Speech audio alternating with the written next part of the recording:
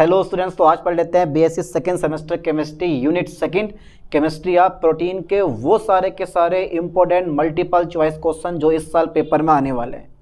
20 MCQ और हमारी unit finish. चलिए साहब, मैं पहला क्वेश्चन लिखवाऊँ और साथ में यूनिट का नाम भी लिखवाऊँ। देखो ज़रा यूनिट का नाम क्या है भाई, यूनिट का नाम याद करना ज़रूरी है आपके लिए। यूनिट मेरे पास सेकेंड है और यूनिट का नाम याद करो ठीक से पहले, chemistry of protein. Chemistry of protein. अच्छा ये बताओ किस किस को पहले से इस चैप्टर का नाम याद था, यानी कि इस यूनिट का नाम याद था। अब भैया जब यूनिट का नाम ही केमिस्ट्री ऑफ प्रोटीन है तो अधिकांश क्वेश्चन इस यूनिट के प्रोटीन से ही आने वाले हैं। कम से कम 5 से 6 क्वेश्चन ऐसे होंगे जो पेपर में आपको प्रोटीन से रखे हुए मिलेंगे, और प्रोटीन के साथ में जो चीज़ें जुड़ी हुई हैं उन सब से क्वेश्चन जोड़ेगा, उन सबसे क्वेश्चन बना कर देगा आपको पेपर में भैया। इसलिए प्रोटीन की थ्योरी पढ़ लो। अगर प्रोटीन की आपने एक बार थ्योरी पढ़ ली ना तो समझ लेना आपके 5 से 6 क्वेश्चन कंप्लीट हो गए। डिस्क्रिप्शन में मैं वीडियो का लिंक डाल दूंगा प्रोटीन की, वहां जाके आप उसको देख लेना। चलिए साहब, क्वेश्चन नंबर फर्स्ट लिखवाता हूं। अच्छा ये बताओ बेटे, हीमोग्लोबिन कहाँ पाई जाती है? मैं क्वेश्चन नहीं बस सिर्फ पूछ रहा हूं कि हीमोग्लोबिन जो हमारे ब्लड में पाई जाती है उसका आइसो इलेक्ट्रिक पॉइंट कितना होता है, यानी कि समविभव बिंदु जिसे हम पीएच कहते हैं, कितना होता है? याद होगा आप लोगों को। अरे ये नॉर्मली क्वेश्चन ही पूछ लेता भाई, ये जरूरी नहीं कि भाई इसी में पूछे। तो हीमोग्लोबिन बहुत ही मोस्ट इंपोर्टेंट क्वेश्चन है। लास्ट ईयर इसको पूछा गया था क्वेश्चन को। हीमोग्लोबिन का समविभव बिंदु है, समविभव बिंदु है। अरे यार ऐसे ऐसे क्वेश्चन मत छोड़ो जो पेपर में आते हैं, ठीक है। समविभव बिंदु है। चलिए साहब, आपको बताना है समविभव बिंदु है। तो पहला पॉइंट मैं ले रहा हूं 6.79, ठीक है, से लेके और 6.83 तक। Okay sir, okay. Second number है मेरे पास 5.83 से और 6.79 तक। चलिए साहब, थर्ड नंबर में इसका ले रहा हूं 3.40 से और 3.80, और फोर्थ नंबर में ले रहा हूं 8.0 से और भैया 8.92 तक। जरा इसका मुझे राइट आंसर बता दो मेरे दोस्त, क्या बैठेगा बताओ जरा। अगर याद है तो बता दोगे, याद ना हो तो भैया वही कहानी, फिर धूल में लट। ये वाला हमारा राइट आंसर है, दिमाग में फांस लो, पक्का फंसने वाला क्वेश्चन है। ये बहुत ही मोस्ट क्वेश्चन है यार ये वाला। हीमोग्लोबिन का समविभव बिंदु है, इसको आप बोलते हो पीएच के नाम से भी जाना जाता है, ठीक है। चलो साहब, क्वेश्चन नंबर सेकंड में ले रहा हूं। क्वेश्चन नंबर सेकंड में ले रहा हूं जो मेन टॉपिक है, हम प्रोटीन पे आ जाते हैं। प्रोटीन पे आ जाते हैं। एक क्वेश्चन और जो इस साल पेपर में पक्का फंसेगा। प्रोटीन की पहचान के लिए प्रयुक्त अभिकर्मक है। प्रोटीन की पहचान आप किस अभिकर्मक द्वारा करते हो? आ गया दिमाग में, फंस गया? अरे इसके ऐसे क्वेश्चन अगर पेपर में आए ना तो समझ लेना आपका काम होने वाला। क्यों? क्योंकि ये वो क्वेश्चन है जैसे मैंने बोला कि प्रोटीन की पहचान में प्रयुक्त अभिकर्मक है, तो याद होना चाहिए कि प्रोटीन की पहचान हम किस अभिकर्मक द्वारा करते हैं। तो एक ही होता है, वो होता सांद्र नाइट्रिक अम्ल। याद कर लो, याद कर लो भैया, क्योंकि 200 क्वेश्चन यानी कि एमसीक्यू 200 क्वेश्चन याद करना कोई मामूली बात नहीं होती, लेकिन मैं उनमें से ओनली 20 क्वेश्चन करवाने वाला हूं और यही क्वेश्चन पेपर में रखे हुए मिलेंगे। इसलिए इन्हीं क्वेश्चन का डीपली अध्ययन कर लो, दिमाग में फांस लो, याद कर लो ठीक से। चलिए साहब, क्वेश्चन नंबर सेकंड मेरे पास आता है प्रोटीन की पहचान। प्रोटीन की पहचान, ओके सर। प्रोटीन की पहचान में प्रयुक्त अभिकर्मक है, में प्रयुक्त अभिकर्मक है, ठीक है साहब। चलो, ये आपके दिनेश का मॉडल पेपर का है भैया, ठीक है। प्रोटीन की पहचान में प्रयुक्त अभिकर्मक है। सबसे पहले मैंने पकड़ लिया टोलेरेंट। क्या राइट आंसर है? अरे मैंने बता दिया भाई, मैंने बता दिया यार। तुम लोगों को अब भी याद ना हो तो क्या फायदा ऐसी पढ़ाई का। दूसरा मेरे पास सिर्फ अभिकर्मक, सिर्फ अभिकर्मक। कितना शानदार नाम है यार, सिर्फ अभिकर्मक, लेकिन फॉर्मूला इसका बड़ा पेचीदा होता है भैया। थर्ड नंबर मेरे पास आ जाता है टोलन अभिकर्मक, सिर्फ अभिकर्मक। फेलिक विलियन का नाम आपने सुना होगा बहुत जगह, फेलिक विलियन। और फोर्थ नंबर हमारे पास आता है मेरे दोस्त सांद्र नाइट्रिक अम्ल। तो ये आपके मॉडल में 3 बार क्वेश्चन रिपीट करा। अपना मॉडल आगे देखना हो, 3 बार क्वेश्चन रिपीट है ये वाला, लगा लो अंदाजा आप। सांद्र नाइट्रिक अम्ल जो होता है ना वो प्रोटीन की पहचान में प्रयुक्त होता है। दोनों क्वेश्चन पक्का फंसेंगे इस बार, बढ़िया करके याद कर लो, ठीक है। अब देखते हैं। अच्छा ये बताओ भाई, प्रोटीन जो होता है ना, प्रोटीन है, प्रोटीन क्या होता है हमारा? बहुलक होता है, पता होना चाहिए। प्रोटीन है, अगर कुछ क्वेश्चन ऐसे पूछ लिया कि प्रोटीन है तो कुछ लड़के तो भैया ऐसे होते हैं ना जो ऑप्शन दे रखे होंगे 1 लाख, ठीक है। क्या प्रोटीन 1 लाख है? दूसरा नंबर द्विलक है भाई, द्विलक है। अरे सर ऑप्शन तो दो। त्रिलक है, लक लक मतलब अरे दिमाग वाला लक नहीं है ये, ठीक है, मोनोमर है, ठीक है, यानी कि एक लक है, द्विलक है, त्रिलक है या बहुलक है। अब फंस गए आप, बताओ बेटे ज़रा, फंस गए आप, कौन सा लक है इसमें, बताओ बेटा, तुम बताओ क्या कहना आपको, क्या आंसर लग रहा है आपका। ये वाला जो है ना हमारा, ये बहुलक, प्रोटीन हमारा क्या बहुलक, और प्रोटीन कौन सा बहुलक है, प्राकृतिक बहुलक है। पेपर में आ सकता है कि प्राकृतिक बहुलक है, प्रोटीन हो गया, स्टार्च हो गया, ये सब के सब क्या होते हैं यार, प्रोटीन बहुलक होते हैं। तो ये क्या है, बहुलक है। कौन है, प्रोटीन बहुलक है। चलिए सब, अब प्रोटीन के बारे में बहुत सारे क्वेश्चन बनेंगे। सबसे पहला पॉइंट ये कि प्रोटीन की आधारभूत इकाई क्या होती है। आपको 3-4 ऑप्शन देगा, उसमें से चारों के चारों आपको सही लगने वाले हैं, लेकिन एक सेलेक्ट करना। चलिए साहब मैं क्वेश्चन दे रहा हूँ और तुम्हें खुद से मेरे दोस्त बताना है कि राइट आंसर कौन सा है। ये क्वेश्चन नंबर 3 के बाद मेरे पास कौन सा आएगा बेटा, 4 आएगा। अगर नंबरिंग गलत हो जाए तो ठीक कर लेना। क्वेश्चन नंबर 4 मेरे पास है, प्रोटीन की आधारभूत इकाई है, यानी कि प्रोटीन की इकाई है, प्रोटीन की संरचनात्मक इकाई है, प्रोटीन की आधारभूत इकाई है, प्रोटीन की यूनिट है, कुछ भी पूछ सकता है, प्रोटीन की इकाई है। अच्छा जरा बताओ बेटे, प्रोटीन की इकाई है। ऑप्शन मैं जरूर दूंगा आपको, ऑप्शन में जरूर दूंगा, ऑप्शन नहीं छोड़ूंगा यार, घबराओ मत। पहला नंबर मेरे पास है अल्फा एमिनो अम्ल, अल्फा एमिनो अम्ल, ठीक है। दूसरा नंबर भी दे दो सर, दूसरा नंबर दे दें तो हम घबरा रहे हैं, लो भैया बीटा एमिनो, ये तुम्हारे काम की चीज़ है, बीटा एमिनो अम्ल। Okay okay okay okay okay. Second number मेरे पास है मेरे दोस्त, और थर्ड नंबर मेरे पास है, थर्ड नंबर क्या दे दूं मैं भैया, गामा एमिनो अम्ल, गामा एमिनो अम्ल।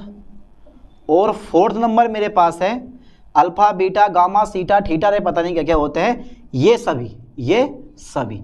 अब आपको सेलेक्ट करना है इसमें से राइट आंसर के प्रोटीन की इकाई कौन सी होती है। जरा मुझे बताओ भाई, प्रोटीन में कौन सा एमिनो एसिड पाया जाता है। मुझे भी नहीं पता मान लो, तो फिर इसका आंसर कैसे पता चलेगा। चलो साहब बताता हूँ आपको मैं, अल्फा एमिनो अम्ल होता है। ध्यान देना, प्रोटीन की जो इकाई होती है ना वो अल्फा एमिनो अम्ल होता है, beta gamma amino acid protein में नहीं पाए जाते। ओके चलिए साहब, तो प्रोटीन की इकाई है अल्फा एमिनो अम्ल। दिमाग में फंस गया पक्का, ठीक है भाई।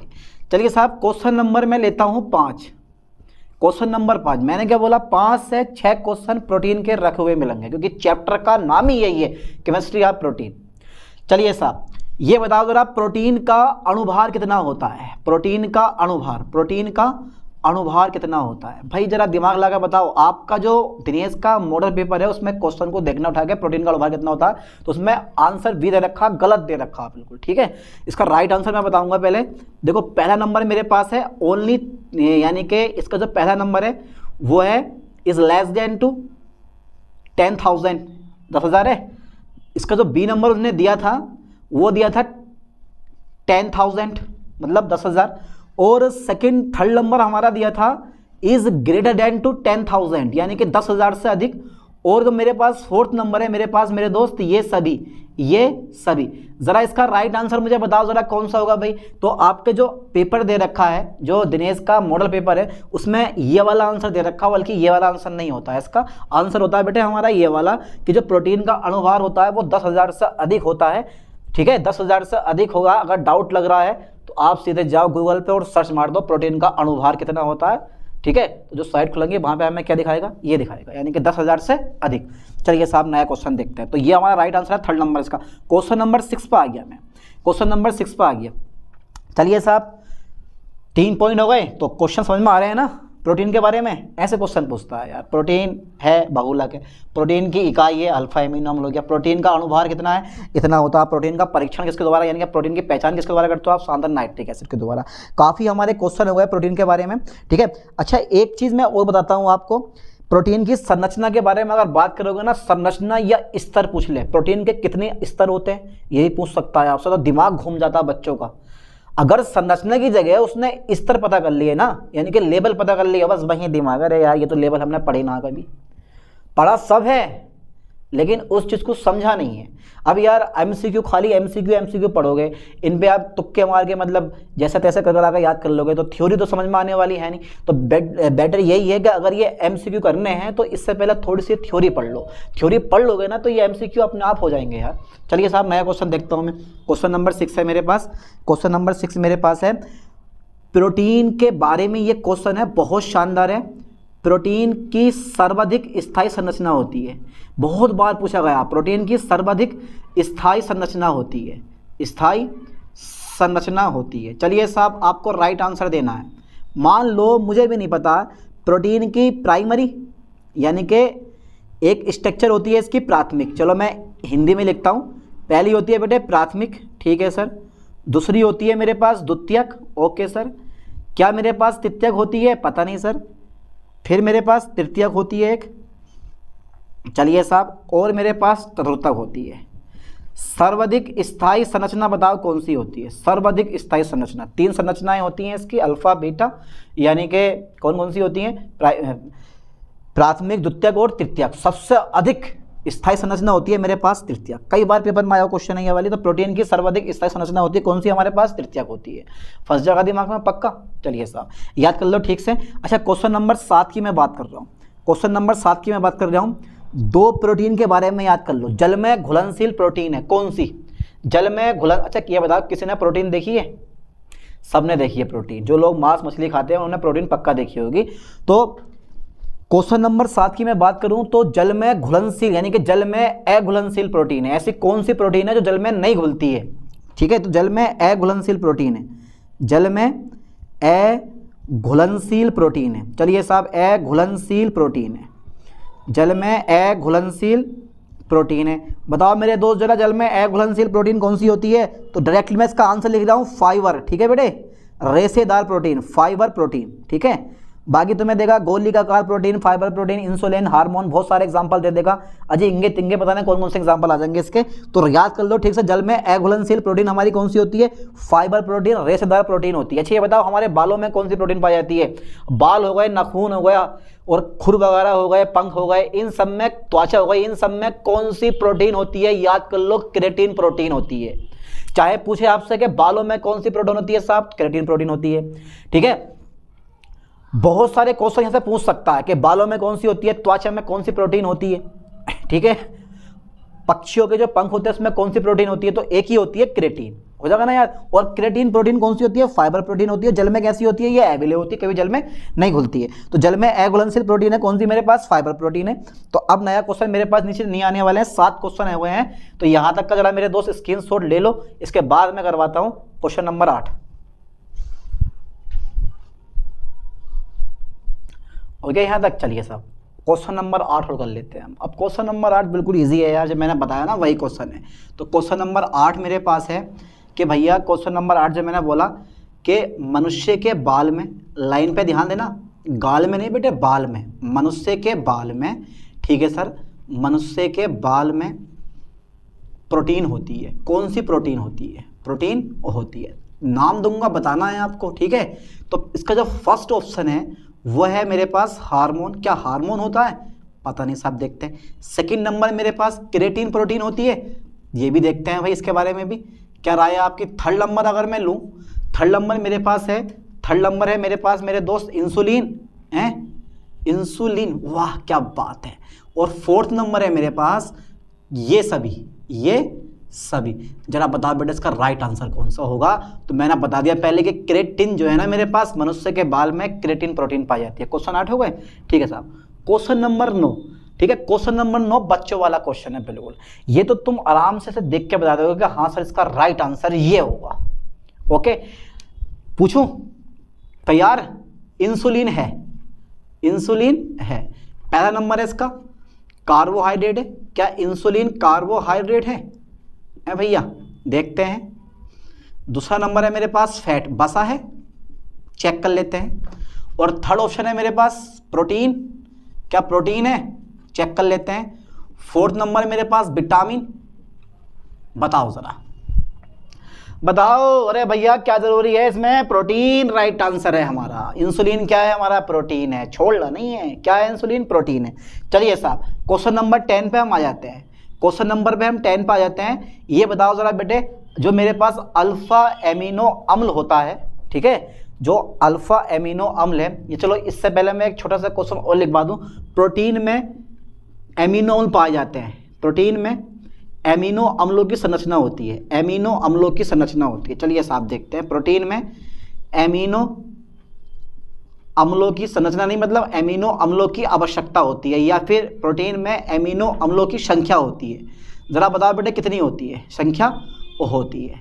अब इसको दिमाग से खुद सोचना है। पहला ऑप्शन मेरे पास 20, सेकंड ऑप्शन मेरे पास 10, और थर्ड ऑप्शन मेरे पास 30, और फोर्थ ऑप्शन मेरे पास कितना है बेटे? 15। ज़रा बताओ इसका राइट आंसर कौन सा होगा? तो याद कर लो बेटे ठीक से, प्रोटीन में एमिनो अम्लों की संख्या कितनी होती है? 20 होती है, जिसमें 10 आवश्यक एमिनो अम्ल होते हैं और 10 होते हैं अनावश्यक एमिनो अम्ल। अगर आपसे पता कर ले कि आवश्यक एमिनो अम्लों की संख्या कितनी होती है तो आपका एक ही आंसर होगा, और वो होगा 10 होती है सर। कितनी होती है? 10 होती है, और 10 होते हैं अनावश्यक एमिनो अम्ल। अब आपसे पूछता है कि बच्चों में एमिनो अम्लों की संरचना कितनी होती है, तो आपका एक ही आंसर देना है सर 10 होती है। 20 नहीं होती, बच्चों में कितनी होती है? 10 होती है। अंदाजा लगा लो, सोच लो, आप सोच लो बेटे। आप ऐसे ऐसे क्वेश्चन पूछेगा आपसे, कई क्वेश्चन तो मैंने आपको ऐसे ही बता दिए, ठीक है। चलिए साहब, पर मैं कौन सा करवा रहा हूँ? इंपोर्टेंट क्वेश्चन जो कि पेपर में आते हैं। चलिए साहब, क्वेश्चन नंबर 11 मेरे पास आ जाता है, और इस क्वेश्चन 11 को समझने के लिए थोड़ा बढ़िया करके दिमाग लगाना है बेटे, क्योंकि ये भी अल्फा एमिनो अम्ल से रिलेटेड है। क्योंकि पता होना चाहिए कि एमिनो अम्ल का नेचर कैसा होता है बेटे। एमिनो अम्ल की प्रकृति है, एमिनो अम्ल की प्रकृति है। जरा बेटे क्या है एमिनो अम्ल की प्रकृति? क्या है? पहला नंबर क्षारीय है।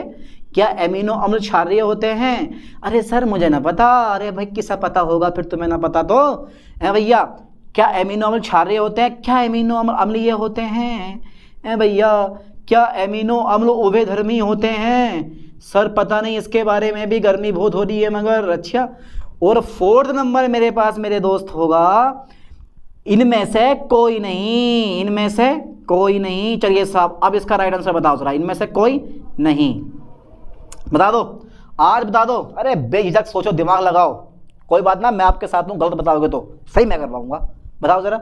उभयधर्मी होती है, ठीक है, यानी कि ये अम्ल और क्षार दोनों की तरह बिहेव कर लेते हैं, ठीक है। दोनों एक जैसी प्रकृति होती है, ठीक है, यानी कि अम्ल और ये अम्ल और क्षार दोनों की तरह बिहेव करते हैं, इसलिए इसकी जो प्रकृति आती है वो उभयधर्मी होती है। चलिए साहब देखते हैं नया पॉइंट। क्वेश्चन नंबर 12 यहीं ले रहा हूँ, जगह बहुत बच रही है। क्वेश्चन नंबर 12 भी हमारा किससे बेटे? एमिनो अम्लों से ही है। एमिनो अम्लों से ही है, और क्वेश्चन है मेरे पास एमिनो अम्ल यानी कि ज्यूपिटर आयन संरचना दर्शाते हैं। कौन दर्शाते हैं? जरा बताओ बेटे मुझे। ये क्वेश्चन आपसे पूछ सकता है। ज्यूपिटर आयन संरचना दर्शाते हैं। ऑप्शन दे रहा हूं मैं, वसा, प्रोटीन, विटामिन या एमिनो एसिड। तो भैया इसका राइट आंसर है एमिनो एसिड। मैंने ऑप्शन लिखे नहीं है, पर ध्यान देना, एमिनो अम्ल, एमिनो अम्ल ज्यूपिटर आयन संरचना दर्शाते हैं, वो हमेशा बेटे एमिनो अम्ल दर्शाते हैं। इस चीज को तुम दिमाग में फांस लो, ठीक है। तो ज्यूपिटर आयन संरचना कौन दर्शाते हैं? एमिनो अम्ल दर्शाते हैं। कंप्लीटली याद हो गया? घबराओगे तो नहीं? चलिए साहब, अच्छा ये बताओ, मैंने पिछले लेक्चर मतलब अभी मैंने पढ़ाया था तुम्हें प्रोटीन की इकाई क्या होती है। प्रोटीन की इकाई याद कर लो ठीक से, एमिनो अम्ल होती है। बहुत बार पेपर में पूछा गया। चलिए साहब आगे देखते हैं, ठीक है। तो एमिनो अम्ल से संबंधित मैंने कुछ क्वेश्चन करवाए हैं यहाँ, और ये जो एमिनो अम्ल के मैंने क्वेश्चन करवाया ना यार मेरे दोस्त, ये पक्का फंसने वाले क्वेश्चन है, सब मोस्टली इंपॉर्टेंट है। जैसे कि ये वाला, एमिनो अम्ल की प्रकृति होती है कैसी होती है? उभयधर्मी होती है, घबराना मत। और तुम्हारे पास, ठीक है, ज्यूपिटर आयन संरचना कौन शो करते हैं? एमिनो अम्ल शो करते हैं, ठीक है। चलिए साहब, क्वेश्चन नंबर 13 में ले रहा हूँ। क्वेश्चन नंबर 13 में करवा देता हूँ मेरे दोस्त। क्वेश्चन नंबर 13 मेरे पास कौन सा आने वाला? ध्यान देना, अल्फा एमिनो अम्ल में, अल्फा एमिनो अम्ल में होते हैं, अल्फा एमिनो अम्ल में होते हैं। चलिए साहब, पहला नंबर है मेरे पास, क्या COOH ग्रुप होता है? क्या मेरे पास NH2 ग्रुप प्रेजेंट होता है? अरे भाई बता दो यार। अच्छा सर पता नहीं सर। सेकंड नंबर, थर्ड नंबर आ गया मेरे पास, क्या फर्स्ट एंड सेकंड दोनों, फर्स्ट एंड सेकंड दोनों होते हैं? पता नहीं सर इसके बारे में। फोर्थ नंबर, इनमें से कोई नहीं, इनमें से कोई नहीं। क्या लग रहा है आपको, क्या आंसर होना चाहिए मेरे दोस्त? कोई नहीं। अब मैं आपको आपकी नॉलेज के लिए बता दूं कि भैया एमिनो अम्ल में एक एमीन ग्रुप होता है और एक जो होता है वो COOH ग्रुप होता है, ठीक है। इसका मतलब है दोनों के दोनों ग्रुप प्रेजेंट होते हैं, ठीक है। तभी तो उसकी प्रकृति ना तो एसिडिक होती है, ना ही कैसी होती है तुम्हारे पास बेसिक होती है। ये शो करता है उभयधर्मी प्रकृति, है ना। तो ये जो मेरे पास थर्ड नंबर है ना, ये राइट आंसर है कि अल्फा एमिनो अम्ल में दोनों के दोनों हमारे क्रियात्मक समूह पाए जाते हैं, COOH भी और NH2 भी। कितना बढ़िया क्वेश्चन है देखो। अच्छा क्वेश्चन नंबर 14 आ गया। दूध में जो प्रोटीन होती है ना बेटे, अरे दूध तो पिया ही होगा आप लोगों ने, अरे पी के देखना मजा आता है। दूध में प्रोटीन होती है। दूध में प्रोटीन किस रूप में होती है, किस रूप में होती है? चलिए साहब प्रोटीन होती है, क्योंकि दूध तो भैया सर्वहारी होता है, दूध के अंदर सब कुछ पाया जाता है, तो प्रोटीन किस रूप में होती है? अरे बता दो यार, मुझे नहीं पता, बताओ जरा कौन सा इसका राइट आंसर होगा, दिमाग लगाना जरा एक बार। भैया ग्लूटीन के रूप में होती है, ठीक है। चलिए साहब सेकंड नंबर है एल्ब्यूमिन के रूप में होती है, पता नहीं सर। थर्ड नंबर है मेरे पास नियोसिन के रूप में होती है, पता नहीं सर। और फोर्थ नंबर मेरे पास है केसिन के रूप में होती है, केसिन के रूप में होती है, बताओ जरा। तो इसका राइट आंसर बताओ जरा, दिमाग लगा लो एक बार, भटके हुए दिमाग का इलाज करो और एक बार इसका अपने दिमाग में सोच के बताओ इसका राइट आंसर कौन सा होगा। क्योंकि थ्योरी जब नहीं पढ़ी है तो भैया धूल में लठ मारना है, ये वाला आंसर होगा। कौन सा होगा बेटे मेरे पास? केसिन के रूप में होता है, यानी कि प्रोटीन, दूध में प्रोटीन होती है पर किस फॉर्म में होती है? केसिन के रूप में होती है। और मैंने ये लिख भी दिया तुम्हें, ठीक है। चलिए साहब क्वेश्चन नंबर 14, क्वेश्चन नंबर 15 की हम तैयारी करने वाले हैं। प्रोटीन की कमी से कौन सा रोग होता है? अरे सर मुझे ना पता कौन सा रोग होता है, होने तो जैसे हो रहा है भाई।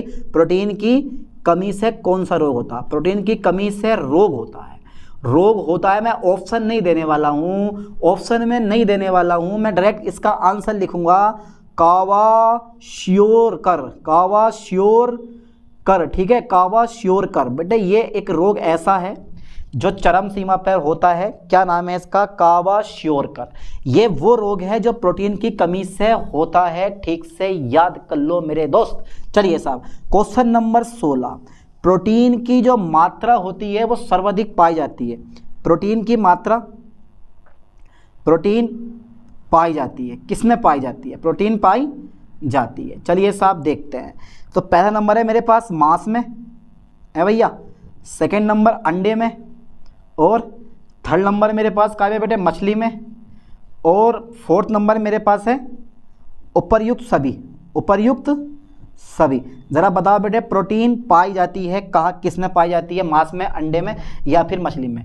भैया ये तीनों के तीनों प्रोटीन के प्रमुख स्रोत होते हैं, याद कर लो। इसका मतलब हमारा आंसर राइट कौन सा होगा? ये वाला होगा। प्रोटीन मांस, अंडा, मछली में सबसे अधिक मात्रा में पाई जाती है। लेकिन अगर मैं वनस्पति जगत की बात करूं ना, तो वनस्पति जगत में प्रोटीन की सर्वाधिक मात्रा पाई जाती है। सोयाबीन में आपने सुना भी होगा कि प्रोटीन सोयाबीन में सबसे अधिक मात्रा में पाई जाती है वनस्पति जगत में। लेकिन ये वनस्पति जगत नहीं है मेरे दोस्त, ये मांस मछली जंतु जगत है ये, ठीक है। मांस, अंडा, मछली, इन सब में जो होती है प्रोटीन की मात्रा भर भर के होती है।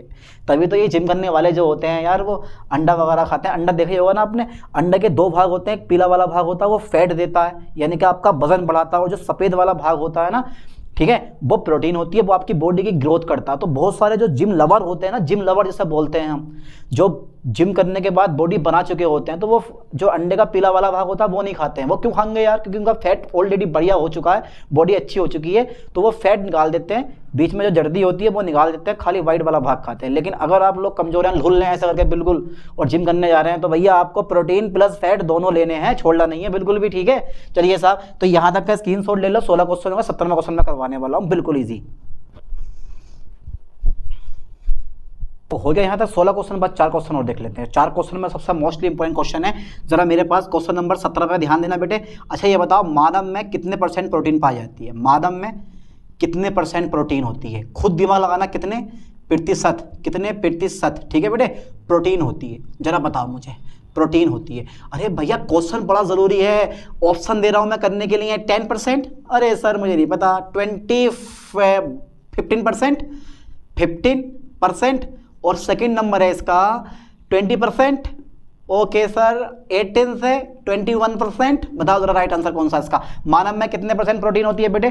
तो 15%। बोला जाता है 12 से 15% बॉडी जो होती है ना इंसान की, वो प्रोटीन की बनी होती है। चलिए साहब, मानव में कितने % प्रोटीन है? तो 15% प्रोटीन होती है, याद कर लेना, लगाना बढ़िया करके टिक इस पे। क्वेश्चन नंबर 18 मेरे पास है, क्वेश्चन नंबर मेरे पास 18, प्रोटीन निम्न परीक्षण नहीं देता। प्रोटीन निम्न परीक्षण नहीं देता, बताना इसका राइट आंसर। प्रोटीन निम्न परीक्षण नहीं देता, आखिर नहीं देता, आखिर ऐसा कौन सा परीक्षण पैदा हो गया कि भैया कि प्रोटीन नहीं दे रहा है? पहला नंबर ले रहा हूं मैं, निनहाइड्रीन परीक्षण। 7 परीक्षण होते हैं, निनहाइड्रीन परीक्षण, घबराओ मत मेरे दोस्तों, निनहाइड्रीन परीक्षण, क्या ये देता है? हाँ साहब ये भी देता है। सेकंड नंबर है मेरे पास व्यू रेट परीक्षण यानी कि वायु रेट परीक्षण, क्या ये देता है? हाँ साहब ये भी देता है प्रोटीन, क्यों नहीं देता है? और मेरे पास थर्ड नंबर है ल्यूकास अभिकर्मक, क्या ये ल्यूकास परीक्षण देता है? इसका सर मैं कुछ नहीं कह सकता। फोर्थ नंबर उपर्युक्त सभी, क्या ये राइट आंसर हो सकता है इसका उपर्युक्त सभी? अरे पता नहीं सर, हो भी सकता है नहीं भी हो सकता है, जरा बताओ मुझे इसका राइट आंसर कौन सा होगा? ल्यूकास परीक्षण इसका राइट आंसर है, क्योंकि प्रोटीन भैया 7 परीक्षण देता है और ये मैंने यानी कि जो मैंने और थ्योरी वाइज पढ़ाया है उसमें पढ़ा भी दिया है, उस चीज़ को देख लेना आप जाके प्ले लिस्ट में, BSc second semester play list में। तो जो प्रोटीन होती है वो ल्यूकास परीक्षण कभी नहीं देता, बाकी सबके सब परीक्षण ये देता है। ठीक है, चलिए साहब क्वेश्चन नंबर 19 में आ गया मेरे पास। क्वेश्चन नंबर 19 में आ गया, बहुत पेचीदा क्वेश्चन है, बहुत पेचीदा क्वेश्चन है। स्ट्रेगर, नाम याद करो ठीक से, स्ट्रेगर संश्लेषण द्वारा बनाए जाते हैं, बनाया जाता है, स्ट्रेगर संश्लेषण द्वारा बनाया जाता है। अच्छा क्या बनाया जाता है भाई, क्या बनाया जाता है सर, हमें भी बता दो क्या बनाया जाता है? स्ट्रेगर संश्लेषण द्वारा बनाया जाता है, क्या बनाया जाता है? तो इसका मैं राइट आंसर लिखने वाला हूं मेरे दोस्त। पहला नंबर अल्फा एमिनो अम्ल, क्या ये बनाया जाता है? अल्फा एमिनो अम्ल पता नहीं सर। क्या इसका मैं सेकंड नंबर बीटा एमिनो अम्ल, क्या ये बनाया जाता है? इसका ही पता नहीं सर। अच्छा मैं एक ऑप्शन और ले रहा हूँ, सब ऑप्शनल क्वेश्चन है। थर्ड नंबर मेरे पास आता है गामा एमिनो अम्ल, या देखिए गामा एमिनो अम्ल ये बनाया जाता है? पता नहीं सर। फोर्थ नंबर मेरे पास आता है ये सभी बनाए जाते हैं या नहीं? तो भैया स्ट्रेकर मेथड के द्वारा सिर्फ आप एक ही प्रकार का एमिनो एसिड बना सकते हो और वो है अल्फा एमिनो अम्ल, जो प्रोटीन में पाया जाता है। अब यार बताओ इससे इजी क्वेश्चन मैं और कैसे कैसे करवाऊं? ये तो बिल्कुल ही सिंपल से क्वेश्चन थे जो मैंने करवा दिए आपको। चलिए साहब मैं एक क्वेश्चन और ले रहा हूं। क्वेश्चन नंबर मेरे पास कितना है बेटे? क्वेश्चन नंबर मेरे पास 20 है और लास्ट क्वेश्चन है। इस लास्ट क्वेश्चन पे हमें ध्यान देना है। प्रोटीन जो होती है हमारी, उस प्रोटीन में कार्बोहाइड्रेट के लिए कौन सा परीक्षण यूज होता है? प्रोटीन में कार्बोहाइड्रेट की पहचान के लिए, प्रोटीन में कार्बोहाइड्रेट की पहचान के लिए ठीक है परीक्षण होता। तो डायरेक्ट मैं लिखूंगा, डायरेक्ट लिख दूंगा परीक्षण होता है, तो मैं इसका राइट आंसर एक ही लिखूंगा। और मेरे दोस्त वो इसका राइट